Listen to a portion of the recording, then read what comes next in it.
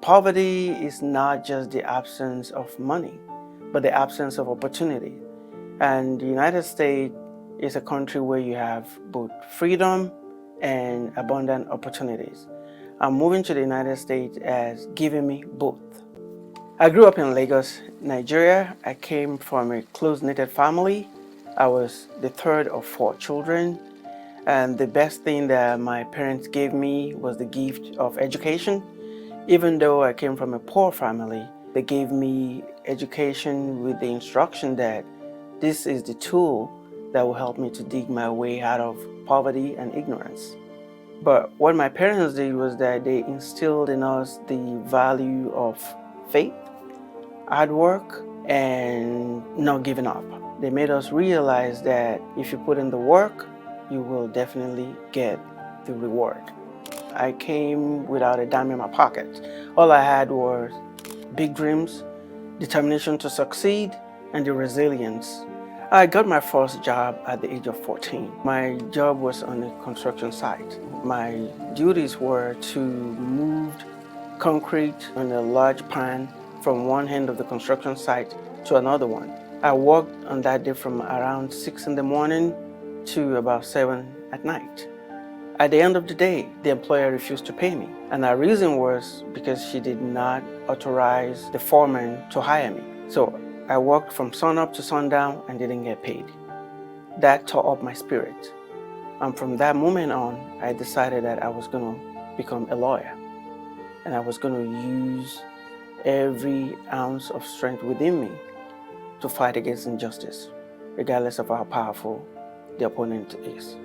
I am a man that worked my way up from nothing. I know what it means to feel like you're being unfairly treated, and I'm the person that can stand up to opponents regardless of how big or how powerful they are.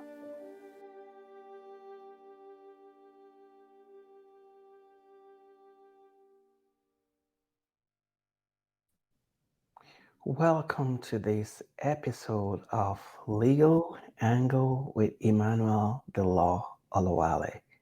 My guest today is all the way from Texas. Is an attorney who represents victims of asbestos cancer. His name is Ben DuBose. Welcome to the show, Ben.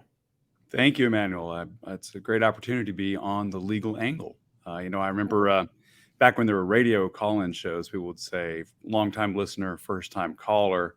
I guess I'm a long-time listener, first-time interviewee on your podcast. So thank you Oh, for the thank you opportunity. for coming. Wow. And you have a radio voice. You sound like a radio my, presenter. my Welcome. brother is an actor, and he makes a living doing voiceover work. So uh, Wow. I guess maybe if the law doesn't work out for me in the end, I can go back to doing commercials. Can you tell us more about yourself? Yes, so my name is Ben DuBose. I'm a lawyer here in Dallas, Texas. We have our practice DuBose Law Firm, where we represent asbestos cancer victims all over the state of Texas, as well as throughout the United States. It's been my practice area for over 25 years, and I know we'll get into that more in more detail. I started the firm in 2008, but I represented asbestos victims for many years before that, and uh, grew up here in Dallas. Have a wonderful family, 3 kids. I'm starting to get a little older. My oldest son is about to graduate from college next week at UT in Austin, and the other kids are in college and in their last year of high school. So, uh, beautiful family and busy life. Wow, that's awesome. How does it feel to be the father of a son who is about to graduate from college? Very proud, and it's very neat to see him get to that age where he's starting to kind of, fully leave the nest, and excited to see what he does in the future. He's going on to grad school from here, so he's still going to be a student for a while longer, but he's learning how to live in the big world Hmm. outside of home. So it's very exciting. I can only imagine. And what was it like for you to grow up in Dallas, Texas? Dallas, Texas is a very, I love Dallas. If you haven't been here, you should come. There are uh, more restaurants than you can imagine, great restaurants. We have a great arts scene in Dallas. As I mentioned, my brother's an actor here in Dallas. He's the principal of theater here in Dallas. So there's a thriving art scene in Dallas. Of course, you know the Dallas Cowboys and the Mavericks and the Rangers. We have great sports, um, and it's a very forward-thinking city. The city has grown tremendously in my lifetime. It's a very modern city, and so it's been a great place to grow up. You know, in Texas, Dallas is sort of it's the least Texas city of Texas, I would think. And Fort Worth, which is just about 50 miles from here, Fort Worth fashions itself as where the West begins. And so, therefore, I guess Dallas is sort of where the East ends or where the South ends. So that might give you a feel for it. Yeah, I've never been, and but I hope to come to Dallas. I'll take up your invitation. And what was your family life like growing up as a kid? I had a great childhood. My parents were very loving, very sweet parents. My father was a electrical engineer. He worked on some of the space programs, some of the early space programs, including Apollo and Gemini and Viking 1 and 2. He made components, instrumentation that was in some of the spacecraft and some of the early GPS systems he worked on. So very smart man, very sweet. My mom was a homemaker, but she had a lot of determination and grit, and she taught me a lot um, about life. She was born with club feet, and in the 1930s in West Texas, there were really no quick fixes for that.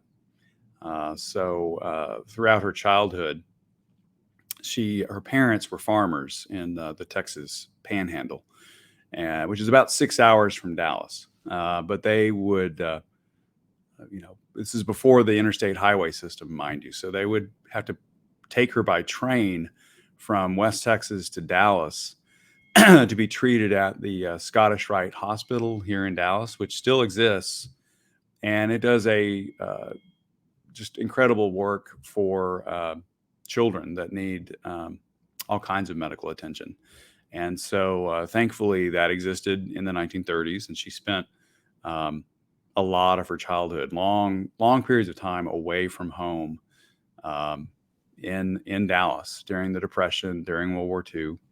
And it wasn't until very late in her teens, I think, that she finally had kind of really overcome the club feet. There was a series of operations, a series of casts and braces as she grew up, and so it was a lot. But she had a lot of grit, a lot of determination, and she made it through. And she had a normal life after that. But she really instilled in me a deep sense of fairness and of rooting for the little guy and of justice, because she had been treated differently because of her club feet and because she looked different. And because of that, she made sure that we all knew that you needed to treat people fairly. Hmm. Difference does not mean deficient. Wow, That's what right. a woman. Wow. And you decided that you wanted to become a lawyer, even though your father, you know, was, was an engineer. What prompted you to go that route, science to law? Well, I really appreciate science, and I still follow like the space program. I still follow all of that because I know he would be doing that. But I did not inherit his math gene, and so I was not good at math. Um, the humanities and reading and writing and speaking were more my forte. And again, because of the this sort of sense of fairness and of justice that my mom instilled in me, I was uh, I liked lawyers. At that time, there were still lawyers like Ralph Nader, who was improving things for consumers by preventing, unsafe cars or unsafe consumer products. Um, I saw that the civil rights movement was led in many ways by lawyers, or that lawyers were at least it was one of their shining moments for lawyers to help with the civil rights movement. And so those types of lawyers inspired me. And I just had this sense of I want to go help people through the law. Hmm. How did you decide to attend Texas Tech University Law School? Again, it's in the Panhandle. Um, and my family had all gone to Texas Tech. And so I went to undergrad at University of North Texas, which is here in the North Texas area. But for law school, I wanted to go to Texas Tech. My grandmother lived nearby, and I got to be a Red Raider like the rest of my family. Okay. What was your major in college? College, I was a communications major with a history minor, which meant I was going to go on to do more college after college. Or, my in college, I started off thinking, well, maybe I want to be um, a history professor. I really like history too, so that was kind of my backup plan. But I pretty much wanted to be a lawyer from pretty early on. Um, Definitely by late high school, I'd say early high school, I had all kinds of interests. I I can draw fairly well, so I thought I would be a animator. But then I realized there's only like 20 animators in the world, so that was probably going to be difficult. And then by my late teens, this idea of um, the law can make life better started to congeal, and I started to decide that's probably the route I wanted to take. Hmm. What a process. Yeah, I was a communication major myself, and I love history. Although I didn't major in it, I just read history for fun, and I still do. Yeah, yeah. I have to Uh, make myself not read just history book after history book. I have to make myself read some fiction too, just to get out of the history world for a while. I know. And what was your law school experience like? I loved law school, particularly constitutional law. I loved constitutional law and criminal law. Um, some of the we had to take income tax for an entire year. That was not very fun, but it did broaden my knowledge a lot. I had no idea, no understanding of you know income tax issues, and I now still do remember a little bit of that, and it's helpful. But I loved law school. I was in the did a lot of mock trial, moot court. Um, made I treated law school like a job. I was paying for law school at that point. My dad, uh, one of the best things he ever did was say, I love you, I'm proud of you, but I need to retire, so you need to pay for law school. And I did, and it caused me to get really serious and treat it like a job. I had office or business hours where I'm going to be at school, and then after this hour I'm going home, and it was much more serious, and I really got a lot out of it. Oh, that's incredible. You paid your way through law school. Wow, that's laudable. And then you became a lawyer. Tell us about your first job as an attorney. First job as an attorney, I worked at a law firm here in Dallas, the Turley Law Firm, and Mr. Turley, he's still with us, but he's a very famous trial attorney nationally, as well as here locally, and he really advanced the law in aviation law, law surrounding whether aircraft are safe, whether they're crash worthy, things like that. He really helped spearhead through early cases. the development and the concept that you could survive a crash or that aircraft should be designed that way. He spearheaded a lot of different areas of law, and right out of law school, I found myself as a associate working with him on one of the very first priest abuse cases in the country. There had been a few other ones, but this was the first big one, and it was a very fascinating case and fascinating trial. Wow, you started big. I guess you like to do hard stuff. Yes. In fact, if you watch the movie Spotlight, a few times they talk about, which is about abuse in the Boston diocese and the Boston Globe's reporting on it.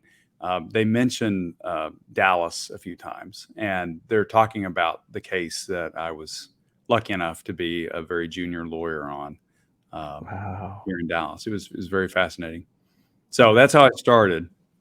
And then pretty shortly after that, I went to another firm, Barron and Budd, that is really created the practice area of asbestos litigation. Fred Barron filed one of the very first cases, not the first, but one of the first cases regarding asbestos and lung disease. And then from there, the rest is history, sort of. It became a very large firm. I was very lucky to be there. Again, cut my teeth on hundreds of cases. I've been in courts throughout the United States, Philadelphia, all over Texas, Chicago, Los Angeles, San Francisco, and more. Cleveland a few times, but not very much. And really got to work with fascinating experts, incredible clients, and learned all about some of the things we're going to talk about today. Yes. Let's take a quick break and watch this video. I was born and raised here in Dallas by two wonderful parents. My mom was born with club feet, and in the 1930s in West Texas, there were no quick fixes for that. Some people treated her differently, but she overcame that. She had a lot of grit and a lot of determination. What she went through and feeling different, she instilled in me a really deep sense of fairness and of justice. Big corporations have all the lawyers they need. It's regular people that I'd like to help. Our courts are one of the few places where the playing field can be even if you have a good lawyer. At DuBose Law Firm, we have decades of experience helping asbestos victims. My husband was having a problem breathing, and the pulmonologist ran tests on him, and he had mesothelioma. She told us if he took chemo, that she could give him 2 years to live.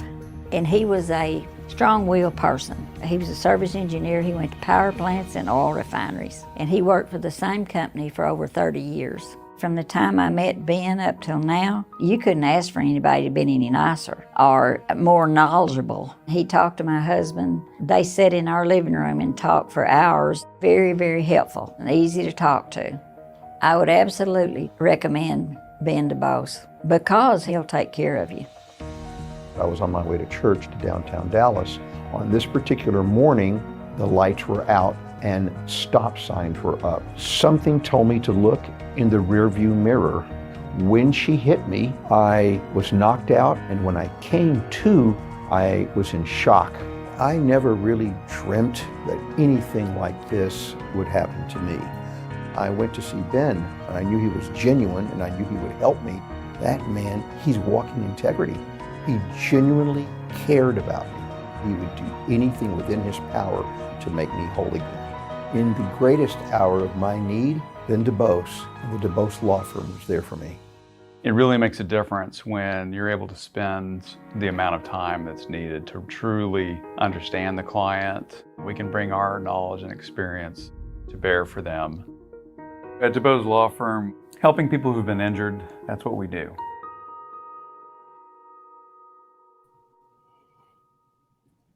Wow. Your clients speak very highly of you. So, what inspired you to start the DuBose law firm? Well, as we were just talking about, I really learned a lot at my prior law firm, but I had clerked for a small law firm, the plaintiff's law firm, when I was at Texas Tech in Lubbock, and I just loved it, and I loved the feel of it, and I loved how they helped their clients, and I loved how it was a very personal approach. And I always really wanted that to be something that I did. And so by 2008, I was in my mid to late 30s at that point.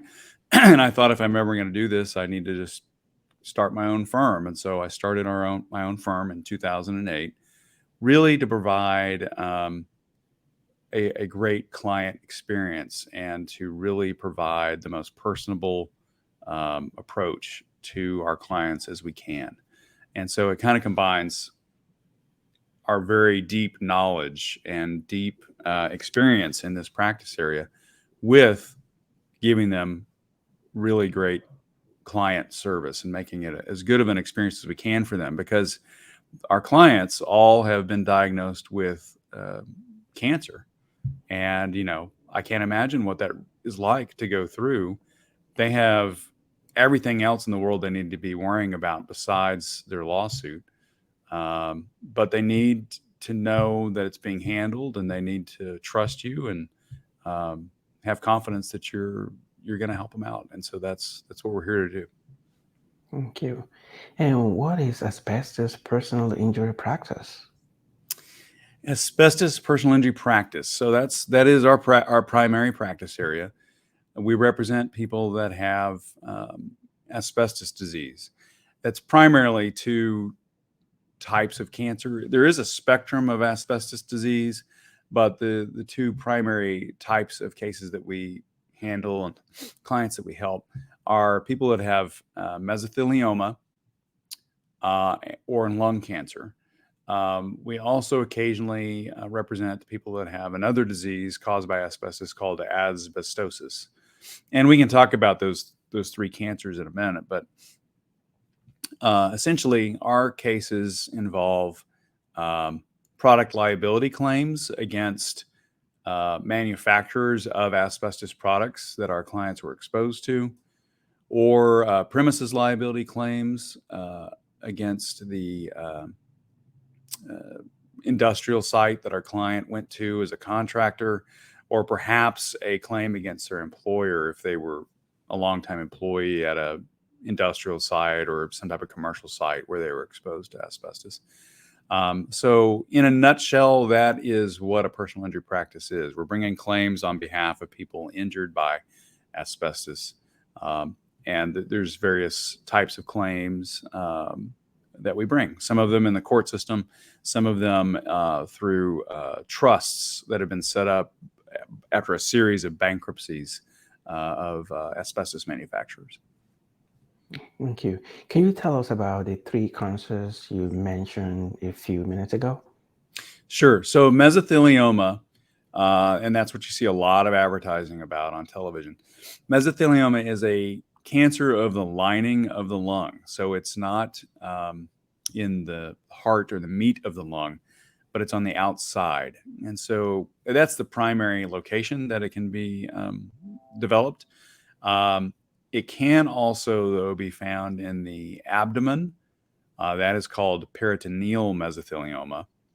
The type of mesothelioma found near the lung is called pleural mesothelioma. And there actually is a third type that is pretty rare, but it's called pericardial mesothelioma. And that is mesothelioma surrounding the heart. Each of these areas, your lungs, your abdomen, and your heart, are surrounded, they're in their own cavity, and they are surrounded by a mesothelial lining. So everyone has a mesothelial lining, and it is a very, very thin saran wrap-like thickness and very slick. And so it allows, for instance, where your lungs meet your chest wall, it allows the lungs to move inside the chest wall and kind of glide because of that slickness. And your lungs are expanding and contracting, and you're moving your torso, and so the mesothelial lining is there to ease that. But this cancer, mesothelioma, can develop in that lining. And so it can develop in the lining of the lungs, that's plural. It can develop in the lining of the abdomen, that's peritoneal, or in the lining around the heart, that is called pericardial. So that is mesothelioma. It is a cancer that is essentially only caused by asbestos exposure.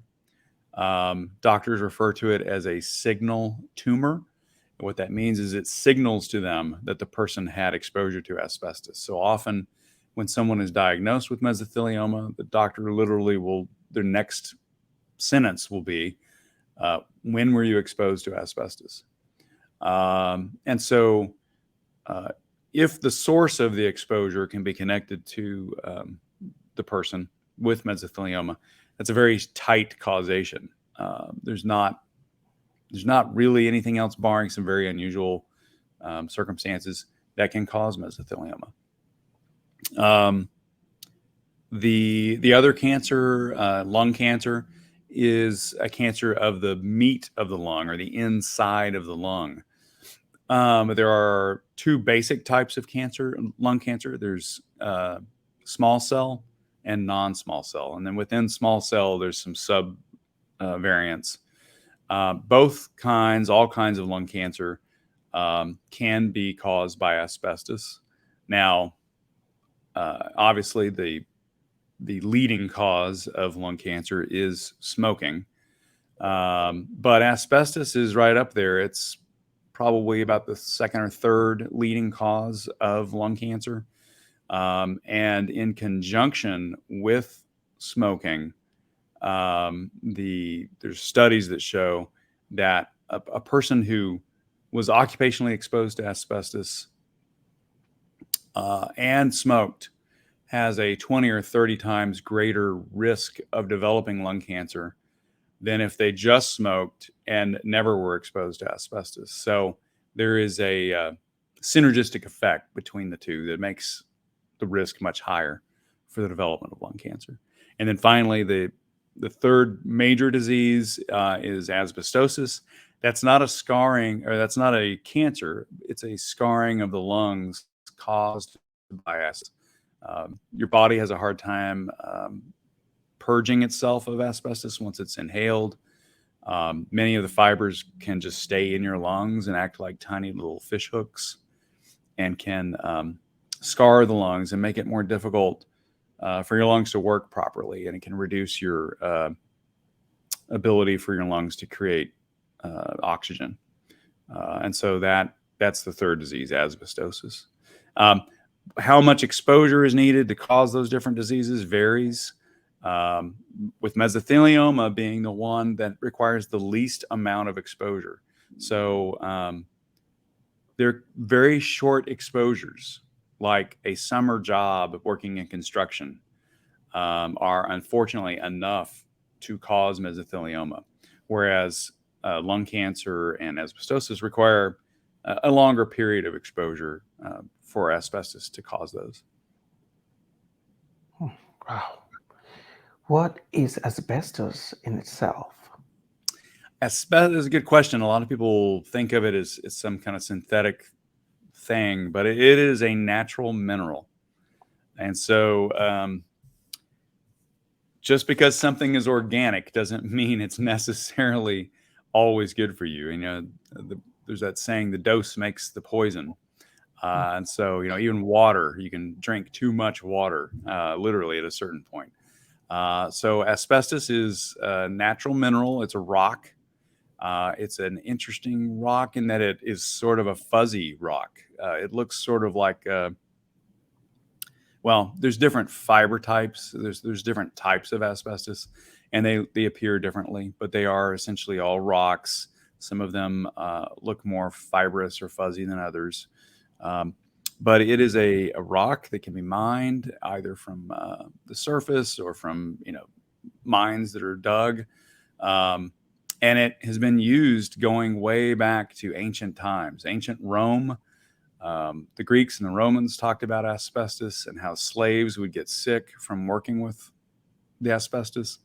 I think Charlemagne, the sort of ruler or leader of very old France, he would entertain guests at dinner with a asbestos tablecloth where he would pull it off the table and throw it in the fire, and the fire would not burn it up.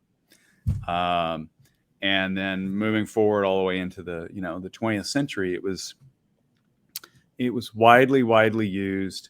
It was milled. It could be milled down into either fabric or different sizes of dust, basically, for different purposes. The primary purpose is as a heat insulator. It has very high insulation properties, and for fireproofing, for heating, for insulating heating lines, boilers, steam lines, or it could be woven into fabric, as we talked about. Or this really sad thing is oftentimes it was just incorporated into products as a filler, or because it was cheap, or as a really tiny rebar, if you think about it, because if you put it into something like drywall joint compound, it creates a little bit of a matrix in there that makes that product have a little more sturdiness once it is applied and dried. So asbestos, while it was a rock out of the ground, manufacturers would then mill it for various purposes, incorporated into a myriad of products, probably thousands of products of different types. And in the 20th century, it was ubiquitous. And for the general public, it was not thought of as a bad thing until later on in the 20th century. It was referred to as the miracle mineral because of its fireproof capabilities. And it was part of this sort of space age thought that, oh, wow, look what we can do with this really interesting mineral. Look at all the great uses it has. And we can talk about this a little further, but what belied that was that many of the manufacturers knew that it was a dangerous product and that it would hurt people. But the general public and workers, such as our clients, didn't know that. Yeah, talking about that, if they knew that this product is very dangerous, how come they didn't stop making it? Because for those who are making it as well, they are also exposing themselves to risk. What was the idea behind that? There are many different defendants in asbestos litigation, but and this is sometimes referred to as the state of the art, or what companies knew when. Many of them knew back in the 30s and 40s that asbestos dust caused disease for their workforce. And as time went on, they realized, oh, well, these products also can create dust, not just for the workers, but for the end users. But I think some of the delay in warning about it was there's a latency period. So from the time you're exposed to asbestos to the time you develop a disease is at the shortest about 30 years. It can be 30, 40, 50, 60 years. Some of that is dependent, I think, on where your dose was. The heavier the dose, the shorter the time frame. But at the shortest, it's usually about 30 years. And so because of that long delay, I think that played into some of it. But there are liability documents literally where the executives are talking to each other about this, and they refer to the latency period and say, well, we're all going to be gone by then anyway, so just keep selling it. Wow, interesting. And how does it affect a person? Because you said immediately you don't even know you've been exposed to it. So how does it affect them eventually? Yeah, and that So it has no onion properties. So it doesn't taste like anything. It doesn't smell like anything. The only way you're aware that you're being exposed to it is to see dust. Um, but you may not know that that's asbestos dust. Eventually, again, it takes decades to really manifest itself as a disease. But just prior to diagnosis, it's common for clients to have a lingering cough, shortness of breath.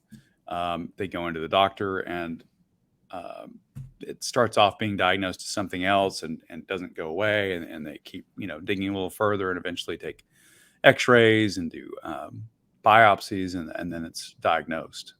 And then from there, mesothelioma, it will continue to grow and essentially encase the lung like a straitjacket.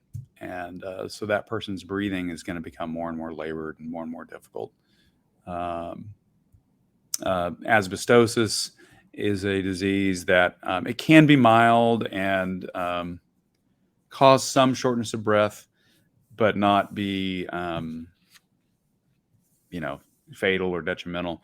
But it is progressive, so it can keep getting worse. And people do have similar problems from asbestosis where they eventually just really cannot breathe and die from that. Thank you. And while representing client, what is your investigative process to determine the connection to exposure?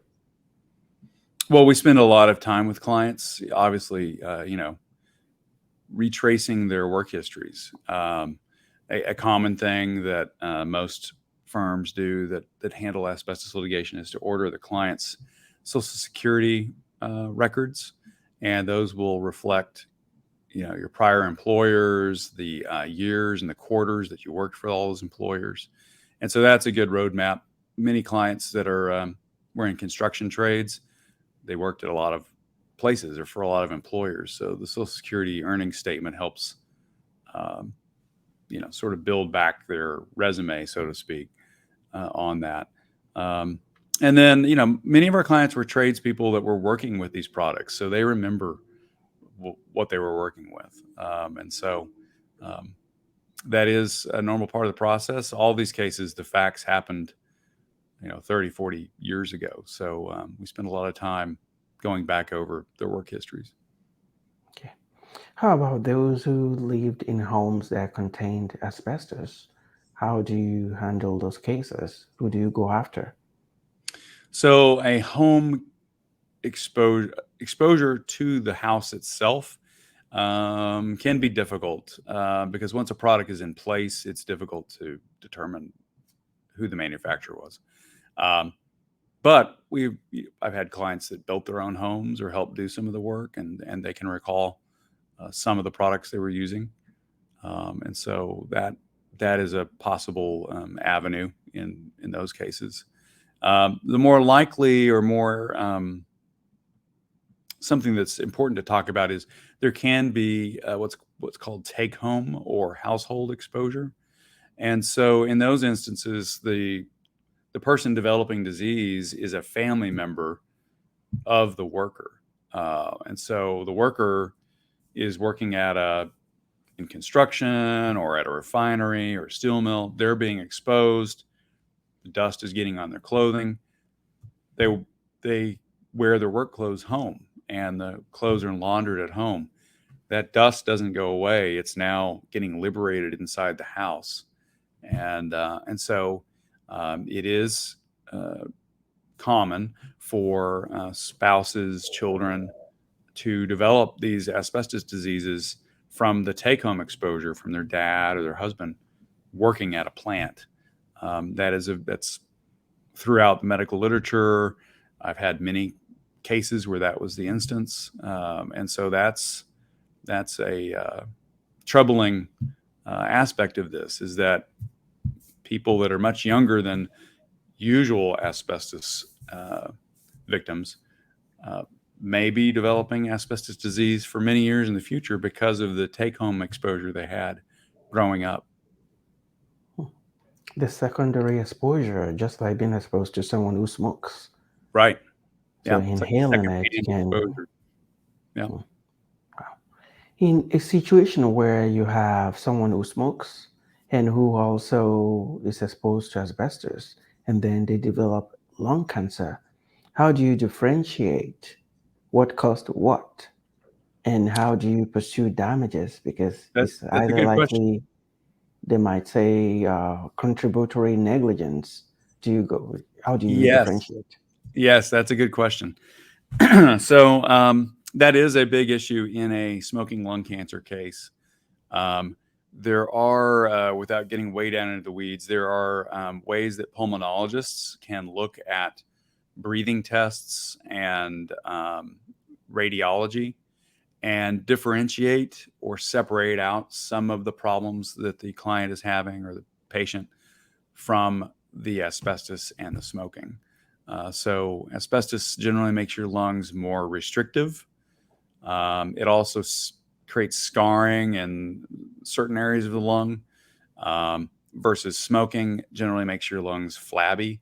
And so pulmonologists and experts, medical experts, which I'm not, can look at your pulmonology tests and your radiology and differentiate and parse out some of what's happening to you and assign cause to asbestos and some to smoking. Now, that's really more on the asbestosis smoker level, like asbestosis symptoms versus smoking symptoms.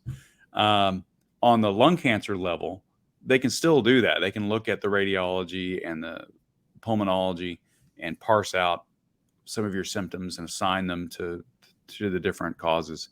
But for the lung cancer itself, it is very mainstream, widely held medical opinion that both smoking and asbestos are a cause, and that the asbestos added to the smoking dramatically increased the odds of you developing the lung cancer. And so that's generally how that's handled with respect to just the fact that it's lung cancer.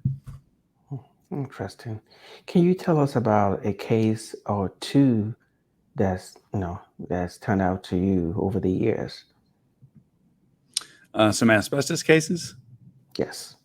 Well, is a general type of case that I've worked on a lot within the asbestos world is oil field oil workers that worked in the oil field. And being here in Texas, this is kind of the epicenter of oil drilling. And over the years, we continued to have clients that were oil field workers but had asbestos disease. And so looking at that a little further and working with more clients, we realized that there were asbestos products used in the oil drilling process. And they were used really late in time. Most asbestos products were phased out certainly by the late 1970s. But these asbestos products were used all the way up to about the mid 1980s. So that's been a fascinating process. And there's been many oil field workers that I've represented over 20 plus years now that were working with asbestos products. And so that's been a pretty interesting area that we've developed, a different type of asbestos worker than what people typically think of. Thank you. Are there still new products being made that contains asbestos? Yes, believe it or not. And that was something I wanted to bring up. Most people think that there's been a ban, an asbestos ban, but there has not actually ever been a ban. In the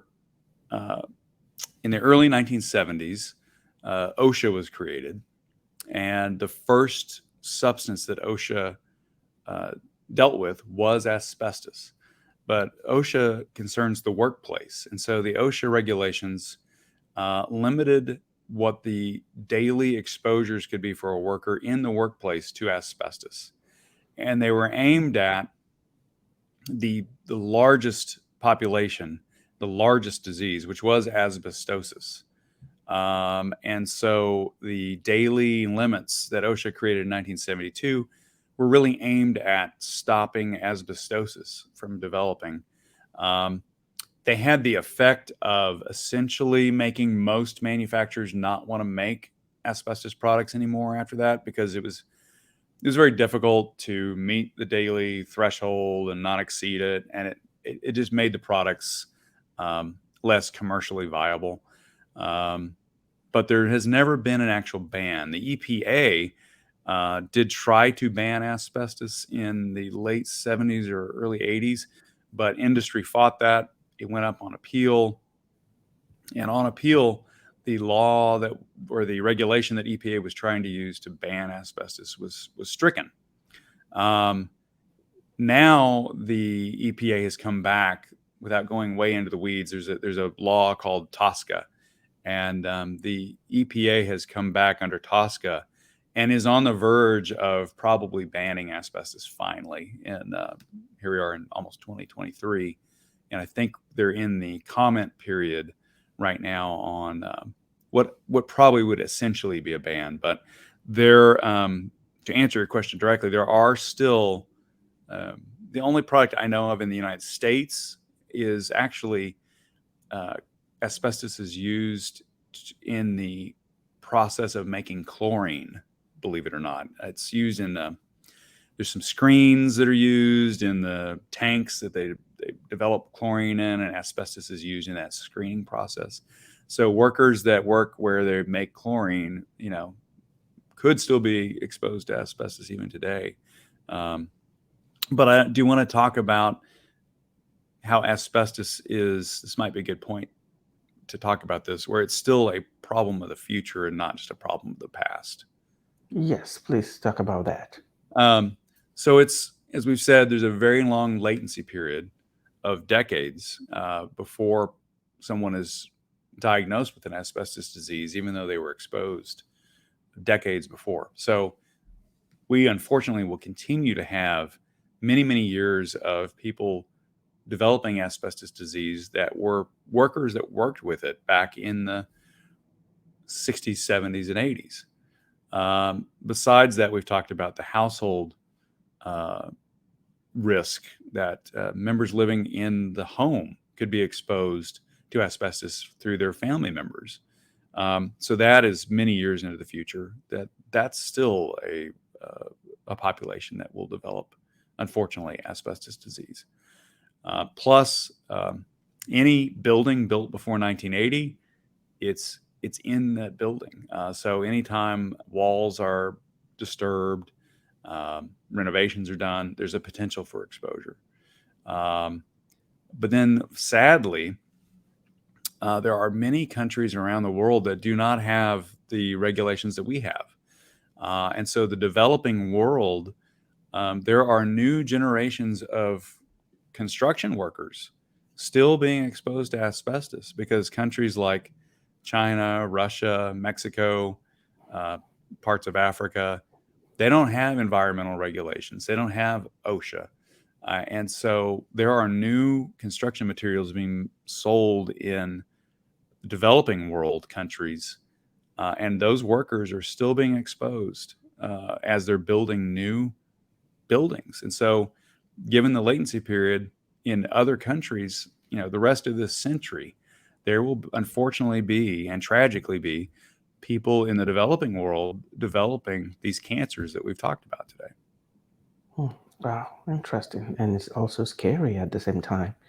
So for someone who lives in the homes built before the 1980s or work in an environment that has asbestos, how can they determine if those buildings or environment contains asbestos? That's a good question.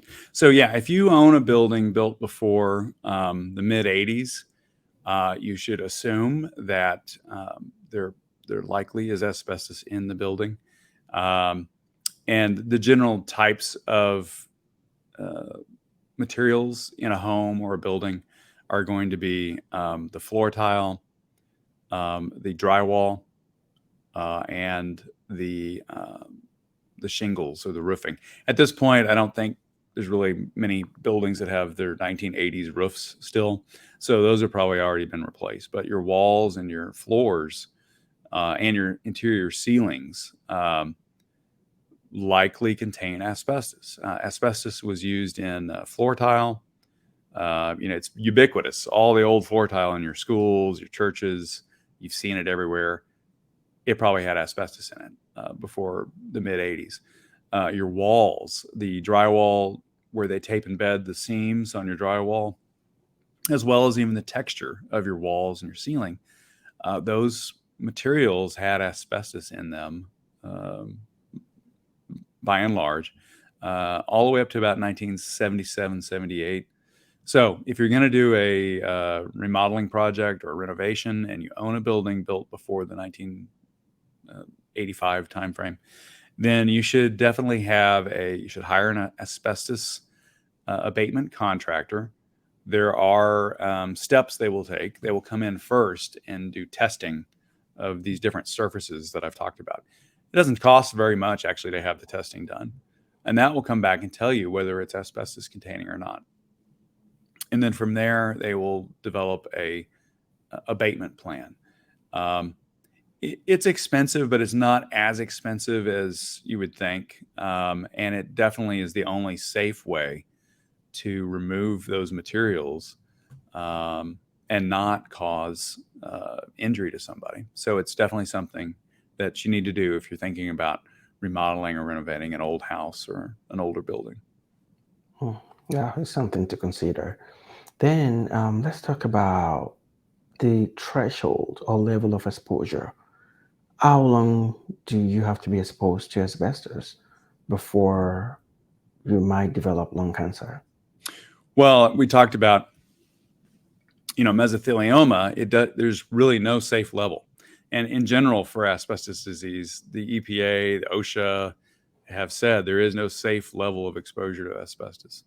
Mesothelioma is documented to develop with even brief exposures, like a summer job or remodeling your own house could be enough exposure. Lung cancer probably takes more than that. A lung cancer and asbestosis, you probably need a longer duration of occupational exposure to asbestos over a course of several years, probably, to develop in total to develop lung cancer or asbestosis. But each exposure is a component part of that, and each significant exposure is a cause. In other words, if you think about a glass of water, each major exposure you have is a addition of water to that glass, and then eventually the glass reaches the top and spills over, and that's when your diagnosis is. Thank you. And how do you litigate these cases? Do you present them individually or do you present them as a class action? Good question. Almost everyone, even lawyers, think that asbestos cases are class actions, and they're not. There was a case in the late 90s that went to the Supreme Court called Georgine, and the U.S. Supreme Court said asbestos is not the type of case that can be made into a class action because each worker's fact pattern, exposure source, they're all different. It's not the type of very repetitious, almost identical circumstance that can be made into a class. So asbestos cases are not a class action. They are individual cases brought on their own for the individual that's been diagnosed with asbestos disease. Oh, thank you. And you are married to your to your college sweetheart. College Tell us sweetheart. about that We met romantic moment. my wonderful wife, Alyssa. We met literally like the first week of school or right before school. We were in marching band together, and didn't date for a little while, but started dating the end of our freshman year. And next year will be our 30th anniversary. So that's very proud accomplishment. And she made me get serious. She didn't do it herself, but I wanted to become more serious because I was dating her. So I took my studies more seriously and started to think forward instead of just being a goofy 19-year-old. Wow, 30 years together and you're still marching on. with three Yes, sir. kids. With Yeah. 3 kids, yeah. Are any of your kids aspiring to be lawyers? No, they appreciate the law, and they all were, something we may talk about in a little bit is mock trial. They all did mock trial, and they like to talk to me about law stuff, but they're not lawyers. One wants to be a marine biology world person, and the other one wants to be an architect, and the one that's still in high school, we don't know yet exactly what she wants to be, but not the law, which is okay with Wow. me. They don't have Okay. to do what I'm doing. Yeah. You're also a mock trial coach. Tell us about that. Yes. So I had a good friend that was already coaching the high school mock trial team that my kids' high school, and got enlisted to help with that. And here we are, almost 10 years later. I think this is my 9th year coaching the mock trial team, and it is just a great experience. There's 2 other lawyers that coach it along with me, and we just really enjoy watching these kids. By the time the competition starts and we've gone a few rounds, they are trying the case better than most lawyers try the case. Now, they get to do it in a repetitious way, so they can kind of sharpen their skills, but they get to the point where they're much better than many of the lawyers you'll see at a hearing down at the courthouse. But it's great to see kids. They just soak it up. They like I think they like kind of the crime scene investigation part of it, putting together a case. But they also really love learning how to direct and cross-examine somebody and give a closing argument, and even the witnesses, they have to be really sharp, because their role usually has things that help the side that they're being a witness for, but they also usually will concede things that are harmful, and they learn how to think on their feet and do public speaking and critical thinking.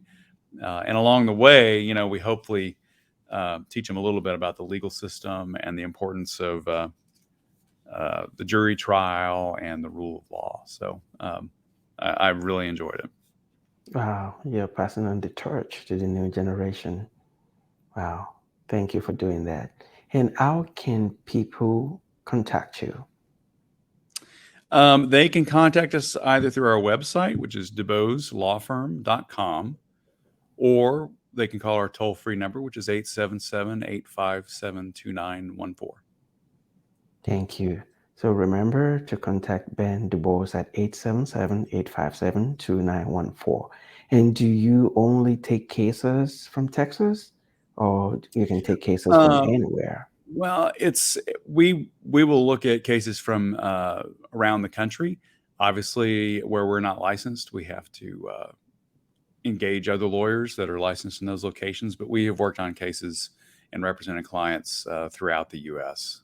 So asbestos is a very niche and unique practice area, and there's only a small number of firms around the country that truly have some real expertise at it.